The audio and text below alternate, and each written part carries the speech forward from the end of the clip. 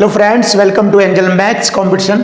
Friends, आज की video start करेंगे अंकित भाटी सर की book UP police constable maths. और इस बुक के क्वेश्चनों का सॉल्यूशन आपको जबरदस्त तरीके से मिलेगा। तो आपको हाई लेवल क्वालिटी के सॉल्यूशन आपको देखने को मिल रहे हैं और जबरदस्त हाई लेवल क्वालिटी के ही सॉल्यूशन आपको मिलेंगे। क्वेश्चन की लैंग्वेज और इक्वल टू इक्वल से आपको हर क्वेश्चन का सॉल्यूशन आपको मिलेगा। और ये चैप्टर बहुत ही जबरदस्त चल रहा है, समय दूरी चाल, बहुत ही जबरदस्त चैप्टर है। तो इसके क्वेश्चनों का सॉल्यूशन आसानी से आप सीखिए और एग्जाम में हर क्वेश्चन का सॉल्यूशन आसानी से करेंगे। तो आइए स्टार्ट करते हैं आज की वीडियो का जबरदस्त सॉल्यूशन आपके सामने। ए और बी ने अपनी यात्रा एक्स से वाई तक, देखिए एक्स से वाई तक कोई यात्रा है, एक्स से वाई तक, और ए व बी ने, ए एक्स के स्थान पर खड़ा है और बी वाई के स्थान पर खड़ा है। तो ए और बी ने अपनी यात्रा एक्स से वाई तक ए ने की, एक्स से वाई तक, और वाई से एक्स तक, वाई से एक्स तक बी ने अपनी यात्रा शुरू की। और एक दूसरे को पार करने के बाद कहीं पर, एक दूसरे को पार करने के बाद कहीं पर, एक दूसरे को पार करने के बाद ए व बी अपनी शेष यात्रा को, ए व बी अपनी शेष यात्रा को क्रम से 6 से 1/8 घंटे तथा 8 घंटे में पूरा कर लेते हैं। यदि बी की चाल कितनी है, 28 किलोमीटर प्रति घंटा, बी की चाल दी है 28 किलोमीटर प्रति घंटा, तो एक ही चाल बतानी है कितने किलोमीटर प्रति घंटा होगी एक की चाल। तो देखिए ऐसा कॉन्सेप्ट है, जब क्वेश्चन में आता है तो बहुत ही आसान होता है, इसको आसानी से आप सोल्व कर सकते हो इस मेथड से। देखिए S1 पहले ए की चाल मानी जाएगी, S2 बी की चाल मानी जाएगी, बराबर होता है रूट के अंदर। ये बहुत ही जबरदस्त कॉन्सेप्ट है, इसको ध्यान रखना।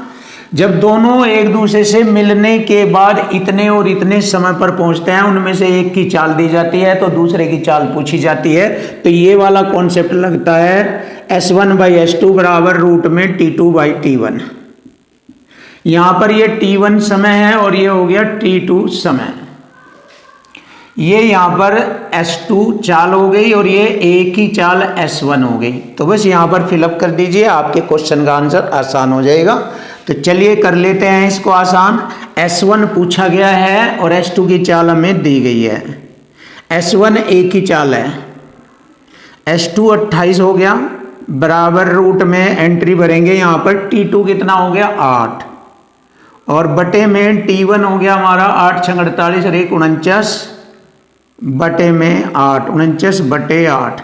तो देखो 8 ऊपर पहुंच जाएगा, 8 जो है ऊपर पहुंच जाएगा ए से। तो हम कह सकते हैं 8 × 8 = 64 बटे में 49। तो हम इसका स्क्वायर रूट निकालेंगे। 64 का होता है 8, 49 का होता है 7। तो बस फिनिश हो गया। 7 से बराबर बराबर काट देंगे, 7 × 4 = 28 और 4 × 8 = 32। तो S1 का मतलब हो गया एक ही चाल, S1 का मतलब हो गया एक ही चाल आ गई, 4 × 8 = 32 किलोमीटर प्रति घंटा। तो फ्रेंड, आसानी से इस क्वेश्चन का सॉल्यूशन आप इस तरीके से पाएंगे। और जितने भी इस टाइप के क्वेश्चन होंगे सभी में यही कॉन्सेप्ट लगता है। आसानी से आप इस कॉन्सेप्ट को यूज करके अपने क्वेश्चन का आंसर पा सकते हो। तो फ्रेंड, बहुत ही जबरदस्त सॉल्यूशन आपको मिलते रहेंगे और मिलेंगे। क्वेश्चन नंबर 36, बहुत ही सुपर और बेस्ट क्वेश्चन आपके सामने। रेलगाड़ी बिना रुके 50 किलोमीटर प्रति घंटा की औसत चाल से और रुक रुक कर वह 40 किलोमीटर प्रति घंटा की औसत चाल से चलती है। तो रेलगाड़ी की प्रति घंटा कितने मिनट रुकती है ये हमें बताना। तो रेलगाड़ी की औसत प्रति घंटा कितने मिनट रुकती है ये हमें बताना है। तो बहुत ही आसान है, जबरदस्त। तो देखिए बहुत अच्छा सवाल है। बिना रुके वह चलती है 50 किलोमीटर प्रति घंटा की चाल से। इसको हम बटे में लिखेंगे, बिना रुके 50 किलोमीटर प्रति घंटा की चाल से चलती है। और रुक रुक कर हमें निकालना है, रुक रुक कर चलती है 40 किलोमीटर प्रति घंटा की औसत गति से चलती है। तो देखो कितना किलोमीटर प्रति घंटा रुक रुक कर चलती है, दोनों का अंतर कितना आ जाता है यहाँ पर 40 और 50 का अंतर आ जाएगा, ऐसे लिख लेंगे 50 माइनस 40, दोनों का अंतर। ये जो अंतर आया 10, ये रुक रुक के ये 10 का अंतर आ गया।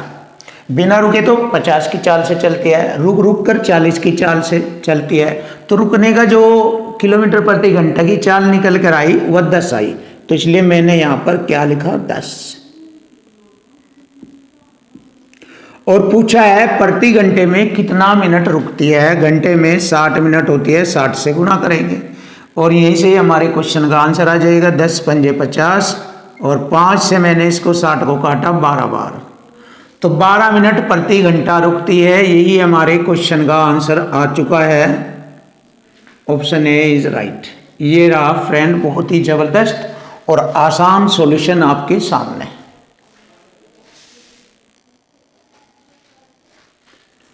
क्वेश्चन नंबर 37 बहुत ही सुपर और जबरदस्त क्वेश्चन आपके सामने। ट्रेन ए की गति ट्रेन बी की गति से 25 किलोमीटर प्रति घंटा अधिक है। तो देखो फ्रेंड्स, ये सवाल बहुत ही अच्छा सवाल है और इस क्वेश्चन की जो लैंग्वेज है उसको ध्यान से समझो, तभी अच्छा लगेगा और समझ में आएगा। तो यहाँ पर बताया गया है कि ए की चाल बी की चाल से 25 किलोमीटर प्रति घंटा अधिक है।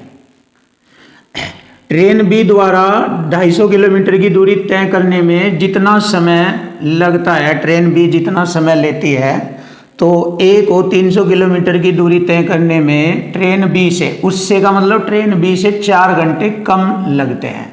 ये तो नहीं बताया कि ए को कुल कितने घंटे लगे, बस ये बताया कि ए को उससे 4 घंटे कम लगता है। तो हमें सबसे पहले ये निकालना पड़ेगा कि ए को अपनी 300 किलोमीटर की दूरी तय करने में कुल कितने घंटे लगते हैं, तो ये निकालना।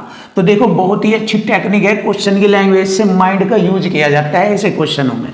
तो देखो ए बी से कितना किलोमीटर अधिक चला है, 300 में से अगर हम 250 घटाते हैं तो हमें पता लगा है 50 किलोमीटर अधिक चला है। और यहाँ पर अधिक चाल कितनी है उसकी, 25 किलोमीटर प्रति घंटा अधिक है। तो जब हम अधिक से अधिक को काटेंगे तो यहाँ पर समय आ जाएगा, टाइम आ जाएगा 25 दूनी 50, 2 घंटे।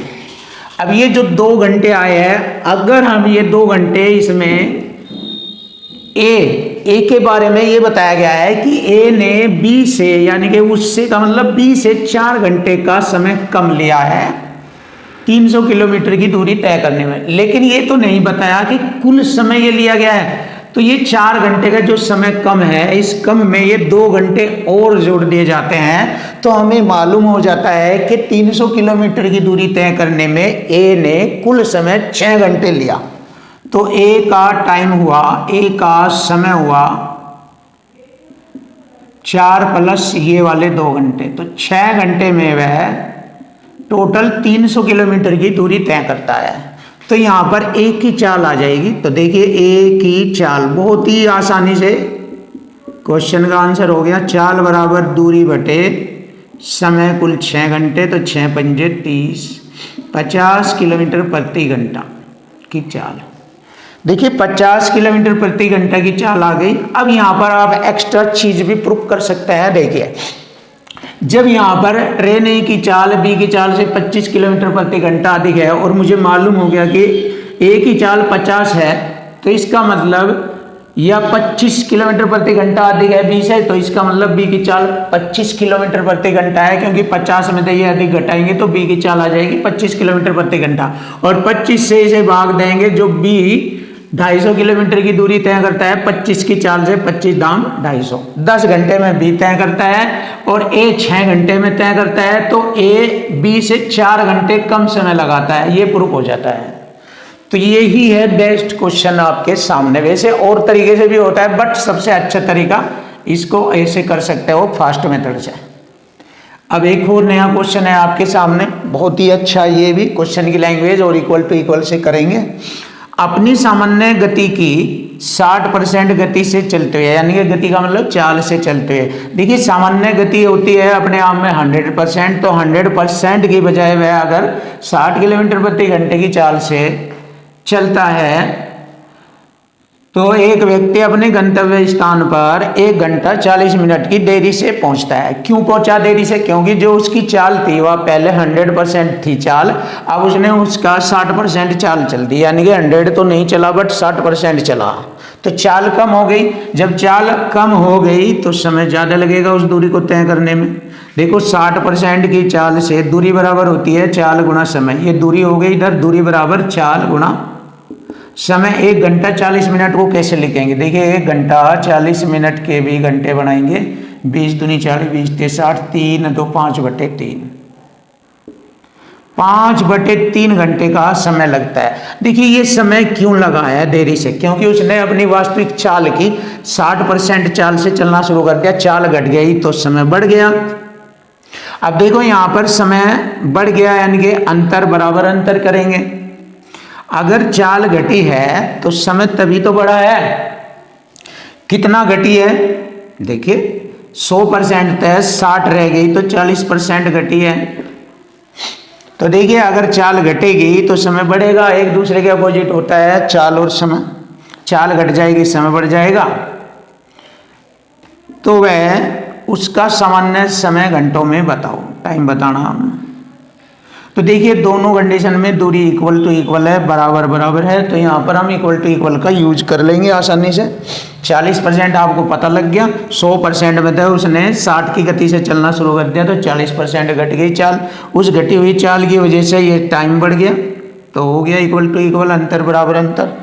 तो परसेंट से मैंने 20 दूनी 40 और 20 तीय 60 और 3 से मैंने 3 को काटा और 5 को 2 से काटूंगा मैं, 5/2, तो उत्तर आ जाएगा 2.5 घंटे। तो टाइम आएगा 2.5 घंटे, यही हमारे क्वेश्चन का आंसर बन जाता है 2.5 घंटे। तो देख लेते हैं ऑप्शन बी इज राइट। बहुत ही खतरनाक, बहुत ही अच्छा सॉल्यूशन आपके सामने, जबरदस्त नंबर 1 सॉल्यूशन। क्वेश्चन नंबर 39 देखो, बहुत ही सुपर और बेस्ट क्वेश्चन आपके सामने, जबरदस्त सॉल्यूशन मिलेगा आपको। तो देखिए फ्रेंड क्वेश्चन नंबर 39 ये दौड़ से रिलेटेड क्वेश्चन है। दौड़ अपने आप में एक अलग चैप्टर होता है, लेकिन ये वाला चैप्टर का क्वेश्चन इसी में रख दिया गया है, समय दूरी चाल वाले चैप्टर में ही। तो जबरदस्त क्वेश्चन है दौड़ का, बहुत ही आसान तरीके से सॉल्यूशन करेंगे। देखो 1 किलोमीटर की दौड़ में 1 किलोमीटर में 1000 मीटर होते हैं, तो 1000 मीटर की दौड़ में ए बी को 40 मीटर से और सी को 70 मीटर की बढ़त दे सकता है। तो देखो ए बी को, ए अगर 1000 मीटर दौड़ेगा तो ए ने कहा भाई आप पहले 40 मीटर आगे खड़े हो जाओ जाकर, बढ़त उसे बोलते हैं, ये वाली बढ़त। बढ़त का मतलब ए से वह 40 मीटर आगे खड़ा हो गया बी। अब बी को कितना दौड़ना? जब यहाँ से 40 मीटर आगे खड़ा हो गया तो 960 मीटर दौड़ेगा बी। और सी को कहा भाई आप मुझसे 70 मीटर आगे खड़े हो जाओ, ए से 70 मीटर आगे, तो बी सी को 930 मीटर दौड़ना पड़ेगा। तो ए ने दोनों को बढ़त दे दी 40 मीटर 70 मीटर की। उसी दौड़ में अब बी सी को कितनी बढ़त दे सकता है ये बताना। बी सी को कितने मीटर की बढ़त देगा? देखो छोटा कर लीजिए जिससे कैलकुलेशन आसान हो जाए। 3 3 9, 3 दूनी 6, 3 3 9, 3 एकम 3। देखिए कितनी बढ़त देता है, इन दोनों का अंतर हो गया 1, तो 32। ये मैंने कैलकुलेशन छोटा करने के लिए इस तरह छोटा कटिंग करके किया है। 32 पर 1 की बढ़त देता है, 32 पर 1 की बढ़त देता है। कितने मीटर में देता है ये आप चेक कर लीजिए, 1000 मीटर पर।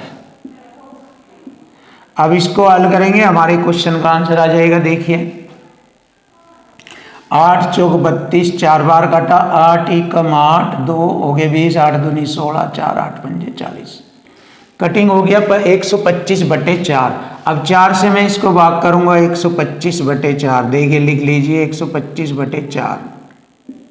4 तिये 12, 5 बचेगा, 4 एकम 4, फिर 1 बचेगा बटे 4। ये रहा हमारे क्वेश्चन का आंसर, इतने मीटर की बढ़त देगा।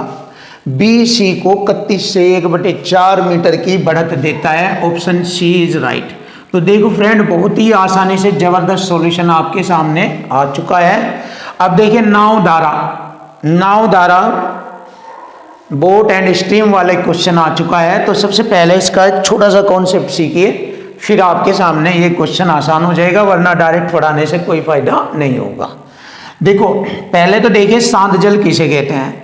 कोई ठहरा हुआ जल, रुका हुआ जल, ऐसे शांत जल कहलाता है। जैसे तालाब में अंदर पानी रहता है तो वो ठहरा जल, बंधा जल, रुका जल, शांत जल कहलाता है।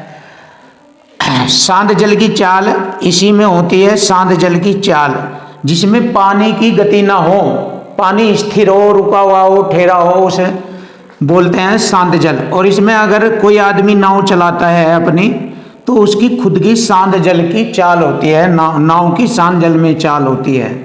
ये इसमें किसी पानी की सपोर्ट नहीं मिलती, क्योंकि इसमें पानी स्थिर रहता है। तो अगर स्थिर पानी में कोई नाव चलाई जाए, या ठहरे हुए रुके हुए शांत जल में कोई नाव चलाई जाए किसी चाल से, तो वह शांत जल में नाव की चाल कहलाती है। ध्यान रखना। अब अगर धारा बह रही है, इधर ने पानी इधर को बह रहा है, इधर से ऐसे ऐसे ऐसे पानी बह रहा है, तो जब पानी बह रहा है, ध्यान दीजिए कॉन्सेप्ट है ये आपका। देखो धारा की दिशा में जब नाव चलती है तो शांत जल की चाल में धारा का वेग जुड़ जाता है।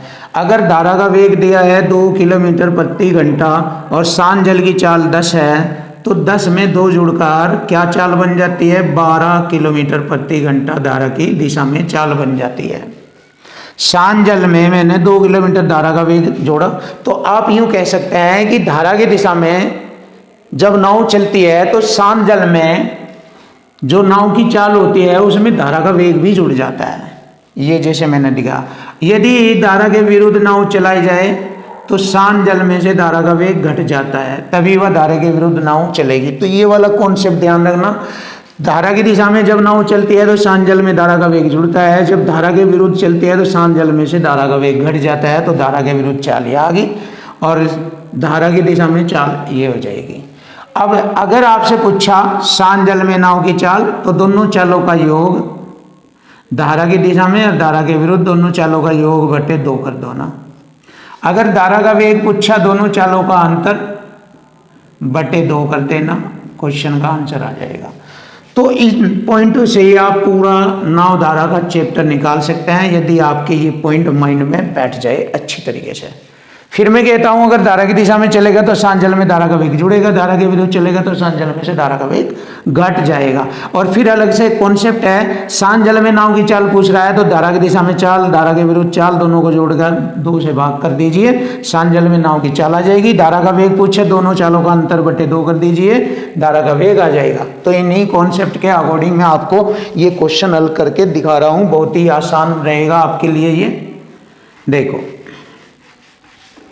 अब देखो, धारा की दिशा में एक मोटर बोट 2 घंटे में 24 किलोमीटर जाती है। देखिए धारा की दिशा में ऐसे 2 घंटे में 24 किलोमीटर 2 घंटे में जाती है, तो 2 से काटा मैंने 24 को 12 किलोमीटर प्रति घंटा होगी धारा की दिशा में चाल। या चाल होगी कि शांत जल में धारा का वेग जुड़ के बनी है या धारा की दिशा में चाल। देखो शांत जल में धारा का वेग जुड़ के तब बनी है या 12 किलोमीटर प्रति घंटा। और धारा के विपरीत 1 घंटे में 10 किलोमीटर जाती है। अगर मैं धारा के विपरीत कहूँ, धारा की विपरीत चाल होती है शांत जल में धारा का वेग, तो 10 किलोमीटर 1 घंटे में जाती है, तो 1 से मैंने इसको काटा तो 10 किलोमीटर प्रति घंटा हो गई धारा के विरुद्ध नाव की चाल। तो धारा की दिशा में नाव की चाल 12 किलोमीटर प्रति घंटा, धारा के विरुद्ध नाव की चाल 10 किलोमीटर प्रति घंटा है। तो शांत जल में मोटर बोट की चाल बताए, अभी बताया था मैंने, शांत जल में मोटर बोट की चाल पूछेगा तो दोनों चालों को जोड़कर आधा कर दीजिए, शांत जल में नाव की चाल आ जाएगी। धारा की दिशा में चाल है 12, धारा के विपरीत चाल है 10, बटे 2 कर दीजिए। ये कॉन्सेप्ट है, अभी बताया था मैंने। 12 10 22, 22 को 2 से भाग कर दीजिए, 11 किलोमीटर प्रति घंटा। यही हमारे क्वेश्चन का आंसर बनता है, बहुत ही आसान जबरदस्त। Option C is right.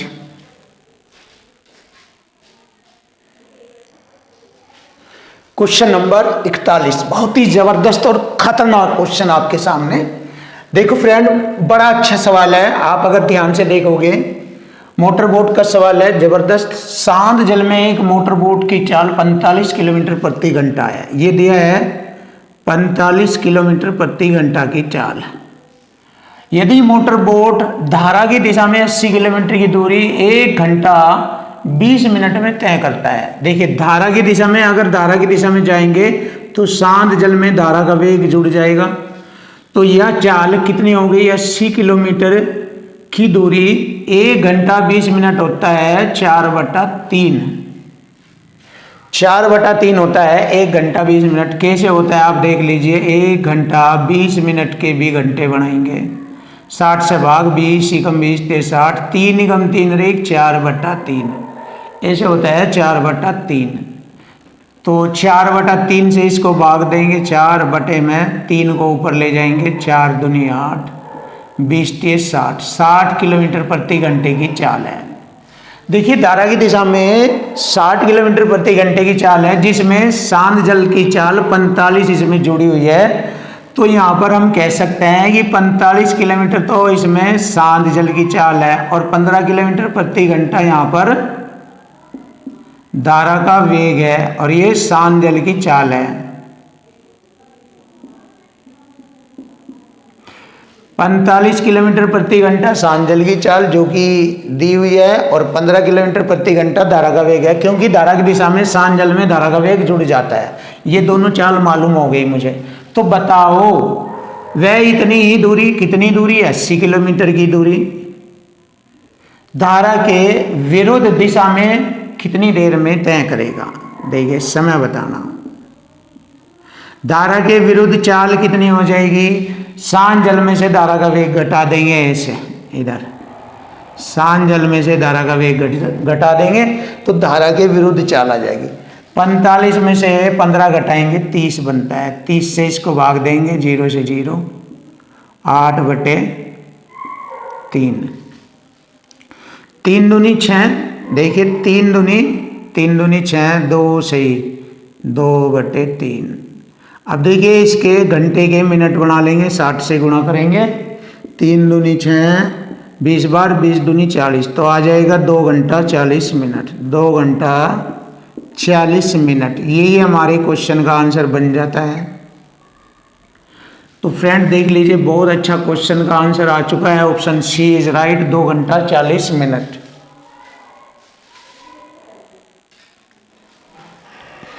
अब हम क्वेश्चन नंबर 40 भी देखेंगे। जबरदस्त क्वेश्चन नंबर 40। शांत जल में एक नाव की गति 18 किलोमीटर प्रति घंटा। देखिए, शांत जल में नाव की चाल दे दी उसने 18 किलोमीटर प्रति घंटा है और धारा की गति 6 किलोमीटर प्रति घंटा है। दोनों हमें दे दी उसने। अब उसने कहा वह नाव धारा के ऊर्ध्वाधर 90 किलोमीटर बहती है। देखिए, 90 किलोमीटर धारा के विरुद्ध जाने में, 90 किलोमीटर जाने में शांत जल में से धारा का वेग घटकर चाल आ जाएगी। 18 में से 6 घटाएंगे, 12 की चाल आएगी। और अनुप्रवाह में, यानी कि धारा की दिशा में 90 किलोमीटर जाने में शांत जल में धारा का वेग जुड़ जाएगा, यानी कि चाल हो जाएगी 18 6 24, 24 की चाल हो जाएगी इधर जाते वक्त। तो कितना समय लेगी? टोटल समय बताना। देखो, हमें समय निकालना है यहाँ पर ये वाला और यहाँ पे ये वाला समय निकालना। चलिए जोड़ करते हैं। 3 चौक 12 या 6 से काट दीजिए। 6 दूनी 12, 6 कम 6, 5 30, 15/2 7.5 घंटे। तो ये हो गया 15/2 7.5 घंटे, प्लस यहाँ भी लेंगे। देखिए, और 6 से काटा, 6 से मैंने 6 चौक 24 और 6 से मैंने 15 बार काटा इसको। अब 4 तिये 12, 3 सही, 4 तिये 12 और 3 से ही 3/4, 3 से ही 3/4 घंटे। अब इसको हल करेंगे। देखिए, जोड़ लीजिए या फिर आप ऐसा कर लीजिए, छोड़ो, 15/2 और 15/4 एलसीएम आ जाएगा 4, 2 दूनी 4, 2 के गुणा 15 में 15 दूनी 30 प्लस 4 से 4 घटा 15, कितना हो गया 45/4। 11 चौक 44, 11 से 1/4 घंटा। टोटल समय लगा 11 से 1/4 घंटा। Option B is right. तो फ्रेंड ऐसे भी आप क्वेश्चन का सॉल्यूशन कर सकते हैं, बहुत ही अच्छा है, जबरदस्त है। क्वेश्चन नंबर 43, देखो जबरदस्त क्वेश्चन है आपके सामने। दो नावें एक दूसरे की तरफ क्रम से 36 किलोमीटर प्रति घंटा और 54 किलोमीटर प्रति घंटा की चाल से एक दूसरे के विपरीत दिशा में चल रही है ऐसे। तो जब दो नाव या दो कार या दो बसें एक दूसरे की विपरीत दिशा में चलती है तो उनके बीच की चाल आपस में जुड़ जाती है। दोनों की चाल जुड़ जाएगी। 36, 54, 90, 36, 54, 90 किलोमीटर की चाल हो जाएगी। तो चाल दोनों की होगी 90 किलोमीटर प्रति घंटा। और टकराने से पहले 1 सेकंड पहले उनके बीच की दूरी बताओ। तो टाइम है 1 सेकंड पहले उनके बीच की दूरी बराबर होता है चाल गुणा समय। चाल है 90, समय है 1 सेकंड। अब यहाँ चाल को मीटर प्रति सेकंड बना लीजिए, बताया था मैंने 5/18 से गुणा कर दीजिए, या सीधा 18 का पाड़ा और 5 का पाड़ा पढ़ दीजिए। 18 पंजे 90, 5 पंजे 25, 25 ही कम 25 आ गया आंसर। या फिर ऐसे कर लीजिए 18 पंजे 90, 5 पंजे 25 ही कम 25। टकराने से पहले उनके बीच की दूरी 25 मीटर होगी। यही हमारे क्वेश्चन का आंसर बनता है। Option C is right. तो ऑप्शन सी इज राइट। बहुत ही जबरदस्त और खतरनाक क्वेश्चन आपके सामने। अब देखो नंबर 44, क्वेश्चन नंबर 44 भी अच्छा क्वेश्चन है। शांत जल में एक नाव की गति 6 किलोमीटर प्रति घंटा है। शांत जल में नाव की चाल 6 किलोमीटर प्रति घंटा है। यदि इसे धारा की दिशा में जाने की तुलना में धारा के विपरीत जाने में 4 गुना अधिक समय लगता है तो धारा की गति बताए, धारा की चाल बतानी है। अब देखो दोनों स्थिति में दूरी समान है। अब दूरी बराबर होता है, इधर की दूरी भी उतनी है और इधर से वापस विरुद्ध आने में भी दूरी उतनी है। तो दूरी बराबर होता है चाल गुणा समय। तो जब वह धारा की दिशा में जाएगा उस दूरी को तय करते हुए तो शांत जल में धारा का वेग जुड़ जाता है। शांत जल में धारा का वेग जुड़ जाता है। मतलब कितना हो गया, 6 में धारा का वेग जोड़ेंगे हम, 6 जमा धारा का वेग और बराबर। जब वह धारा के विरुद्ध चलेगा तो शांत जल में से धारा का वेग घट जाता है। तो शांत जल 6 में से धारा का वेग घटेगा और धारा के विरुद्ध वह विपरीत जाने में 4 गुना समय लेता है। अगर इधर समय 1 ले रहा है तो इसका 4 गुना समय लेता है। देखो ये बना दिया मैंने इक्वल टू इक्वल। अब हम इसको हल करेंगे। 4 माइनस का v, 4v इधर आकर 1v में जुड़ जाएगा तो 5v बराबर हो जाएगा 4 6 24। 4 6 24 में से 6 कम 6 घटेगा 18 रह जाएगा। 24 में से 6 घटाएंगे 18 रह जाएगा। अब 18 को 5 से भाग करेंगे, 5 3 15 5 36, 3.6 किलोमीटर प्रति घंटा। Option D is right. तो बहुत ही अच्छे अच्छे क्वेश्चन होंगे, सॉल्यूशन आपके सामने आएंगे, जबरदस्त सॉल्यूशन होंगे। थैंक यू, वेलकम, धन्यवाद।